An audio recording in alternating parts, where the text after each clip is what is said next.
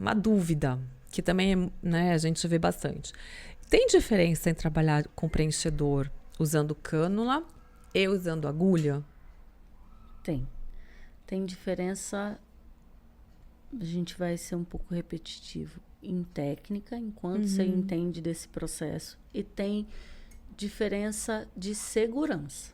Tá. A gente precisa de 2 níveis diferentes de segurança para fazer esses 2 tipos de... Usar esses 2 tipos de instrumentos, que são só os instrumentos que você vai escolher. Isso é uma dificuldade que eu sinto nos alunos, entender que a escolha é deles. Todas essas escolhas de técnica, de tipo de preenchedor, de que instrumento eu vou usar para fazer aquele preenchimento, é uma escolha dele, ele mesmo e Irene. Ele vai fazer isso sozinho, é ele que vai escolher.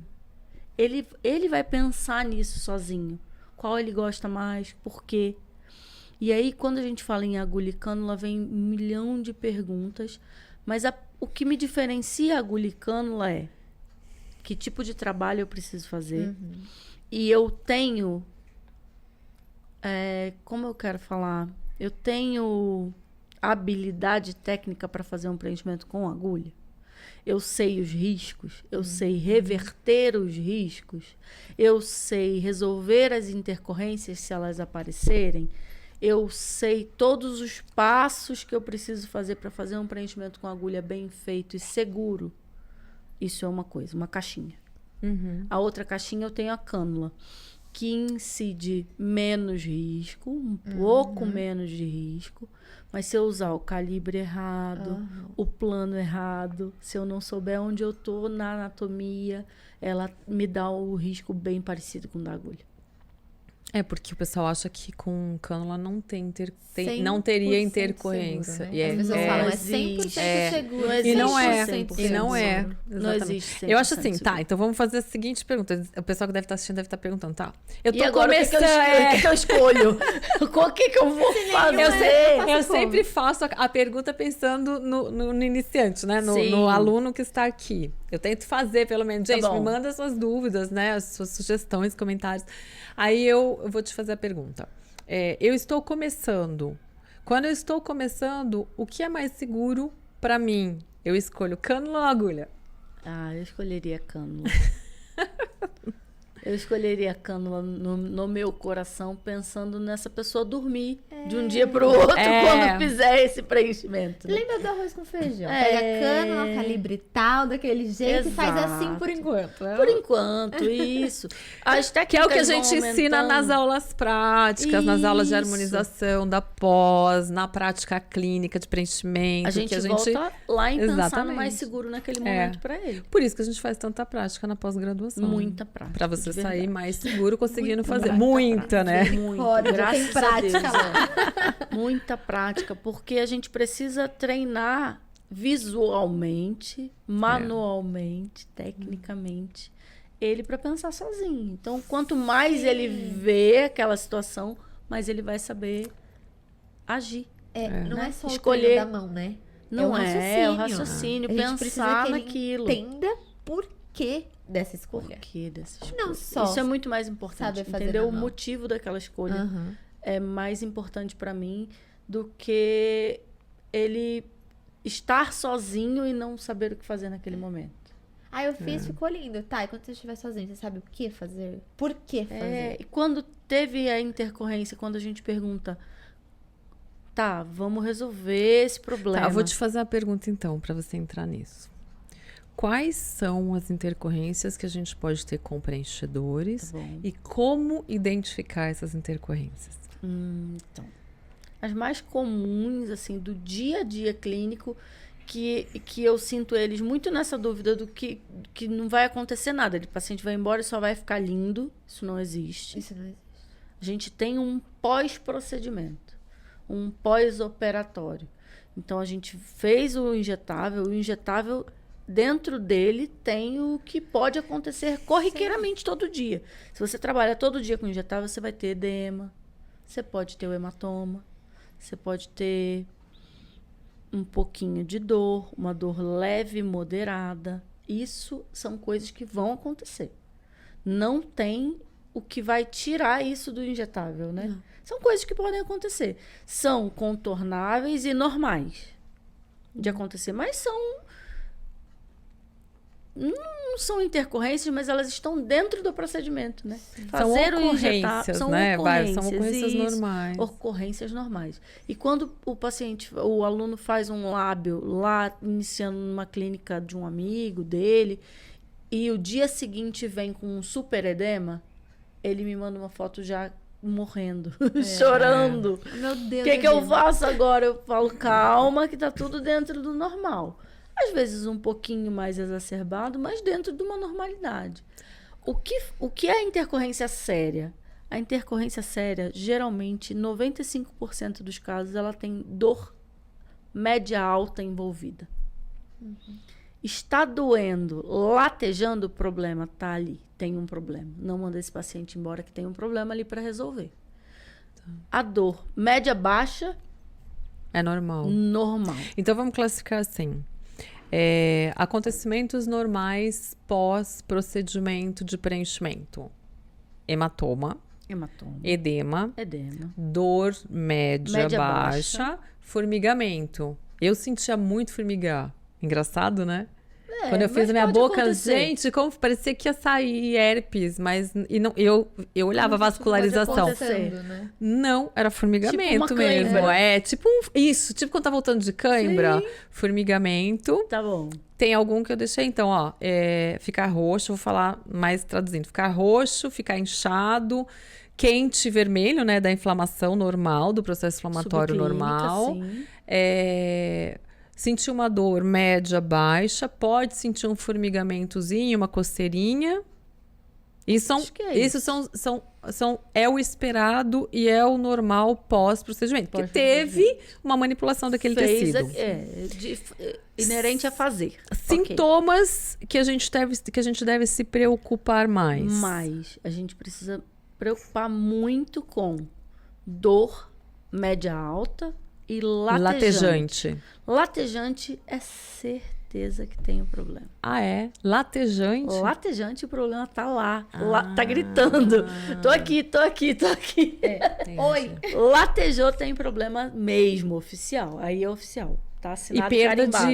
de cor, né? Também ficar esbranquiçado. Perda de cor às vezes não vem. Ah, é? Às vezes. Mas a dor... E a latejar... a dor... O latejar, por exemplo, pode ser só no local ou na área toda? Pode ser local ou na área toda. Depende do tamanho da intercorrência. Depende do tamanho, depende do volume que você colocou, depende de muitas coisas. Mas, se tem dor latejante, pela experiência clínica da minha vida...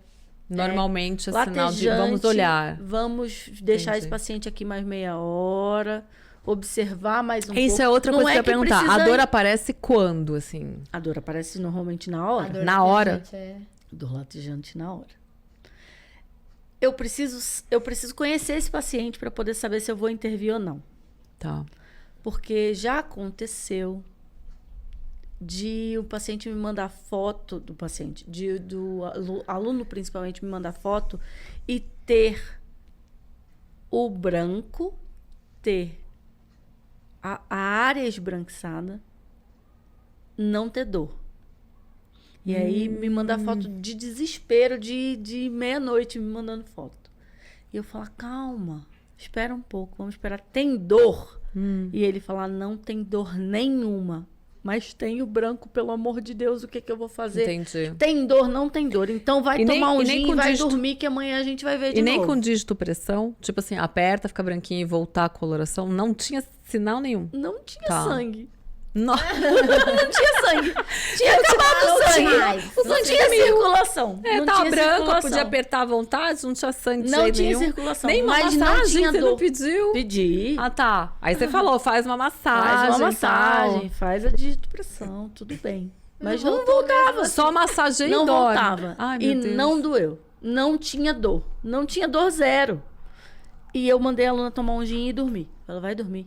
Vai dormir amanhã de manhã. Toma a gente um gin, vai. Não dá pra dormir puro. Relaxa. Não vai dar. Ela não vai dar. Você não vai, então Vai relaxa. tomar esse gin, Eu vai acho que eu ia dormir passar a amanhã noite de manhã. estudando. Já intercorrência, baixar tudo que era Se eu não me engano, Era tipo de um sábado para um domingo. Eu Ai, falei, meu amanhã eu Deus, tô de é sempre plantão. assim, né? Sempre véspera de Réveillon. Eu falei, amanhã eu tô de plantão, amanhã de manhã a gente vai falar com ela. E se amanhã acordar doendo, você vai me encontrar às 7h30 da manhã no lugar X. E aí? Aí ela falou, tá bom, vou dormir então.